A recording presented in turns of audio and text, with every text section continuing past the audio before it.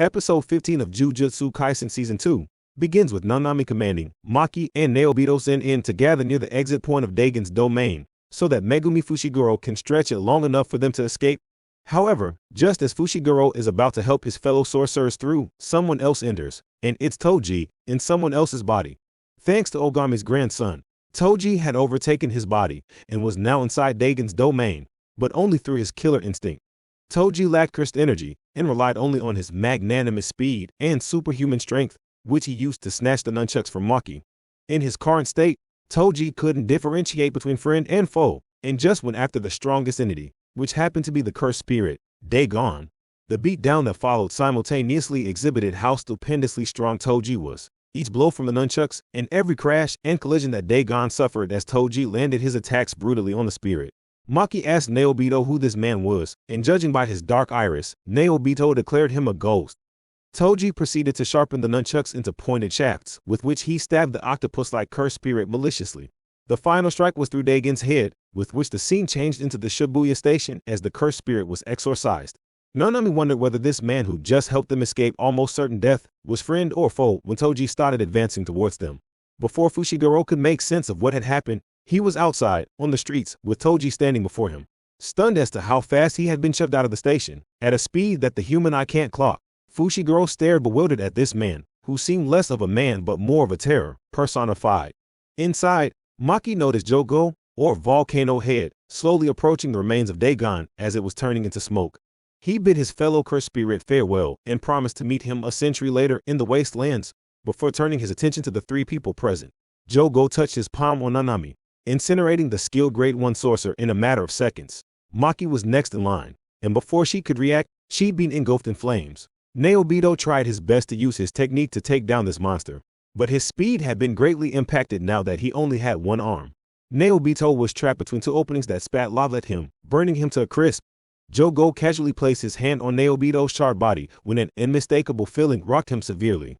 This was a feeling of Sukuna's finger being present in Jogo's vicinity. And just as he thought, two girls were feeding a Sukuna finger to the unconscious Itadori Yuji. Jogo rushed in just in time and demanded to know how many fingers they'd fed Yuji, but they refused to reveal it. Just before being burned to a crisp, Nanako and Mimiko, the adopted daughters of Gero Suguru, used their cell phones for something. Jogo proceeded to unwrap a roll containing 10 mummified fingers of the strongest curse to exist in history, Ryomen Sukuna, while remembering what Gero had told him. Yuji would be able to continue with his daily life even if he ingested 20 fingers of Sukuna, one a day. However, if he was force-fed multiple fingers together, Sukuna would break free of Itadori's control, even if temporarily. Jogo fed all 10 fingers to Yuji and prayed for him to come back. He was distracted by the two girls he just killed dusting themselves off. Jogo realized that this mobile phone was probably how they saved themselves, and he was about to kill them a second time when he found his right hand missing. Sukuna was staring back at him and allowed him 1 second to stop crowding him.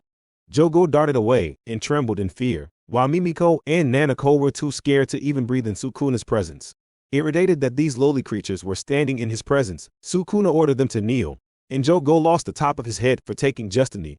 Such was the malevolence of Sukuna. The embodiment of evil approached the two girls, cowering in fear, and offered them 1 finger's worth of time. Mimiko begged Sukuna to eliminate the entity impersonating Gero Suguru, as she thought of the time when the real Gero had said that Gojo Satoru was his only best friend. The girls hated Satoru for killing Gero but had accepted the events, but with the monster living inside the deceased sorcerer's body, they wanted it sent to hell. Here's where they messed up, however, by proposing a situation where they'd lead Sukuna to 1 more finger if he eliminated the impersonator. A magnanimous prima donna, Sukuna, was offended by the fact that mere humans were giving him conditions, and he proceeded to slice Mimiko's face clean off. Nanako tried using her curse technique at him and suffered a worse fate, where her entire body was sliced into tiny cubes that exploded. Next, Sukuna turned his attention to Jogo and asked what he needed. Jogo didn't want anything, but instead, he wished Sukuna to be a part of their lead. Jogo realized that without a contract with Itadori, in whom Sukuna resided, he couldn't come out on his own. So Jogo asked Sukuna to hold Yuji's friends scattered around Shibuya as hostages, and force him to sign a contract with Sukuna so that Yuji would surrender his body forever to this malice, personified. Sukuna rejected the offer, and instead proposed that if Jogo could land a single blow on him, he'd willingly work under these cursed spirits. With Jogo considering the offer, the latest episode drew to a close.